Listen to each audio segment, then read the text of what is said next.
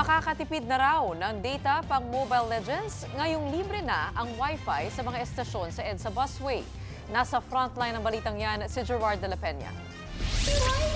Formal nang binuksan ng Department of Transportation at ng Department of Information and Communications Technology ang libreng internet connection sa mga estasyon ng EDSA Busway. Libo-libong pasahero ang may ginabang dyan. Ang kailangan lang gawin, hanapin ang DICT Free Wi-Fi for All at mag-sign in sa network.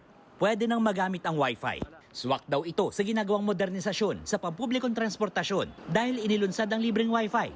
Matapos naman ang paglulunsad ng cashless payment sa busway. This will complement our cashless payment. Hindi nyo po kailangan gamitin ang inyong mobile data. Makakatipid po kayo para sa inyong Mobile Legends. Malaking tulong din ito sa mga suki ng busway. Kapag matagal yung biyahe o kaya kapag traffic, ayan, pang-browse sa YouTube, TikTok, tapos po pang-update din sa parents. Pagka wala ka pong data and biglaan pong kailangan, so meron ka pong access. Siyempre po hinahanap po ako minsan sa bahay. Pagka wala po akong data, paano ko po sasagutin? Gumagana na ngayon ang free public Wi-Fi sa karamihan sa mga estasyon ng EDSA Busway. Pero pakiusap ng mga otoridad sa gagamit nito, huwag sana itong abusuhin.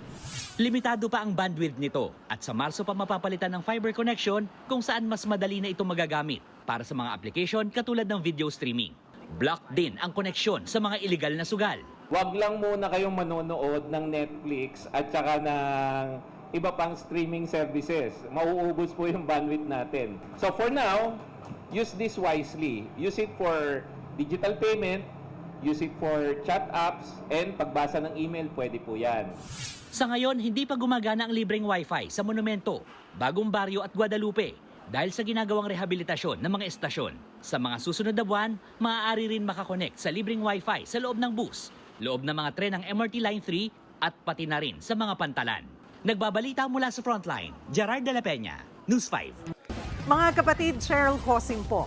Maging maalam at may pakialam sa mga napapanahong issue at headlines. Mag-follow at mag-subscribe na sa social media pages ng News 5.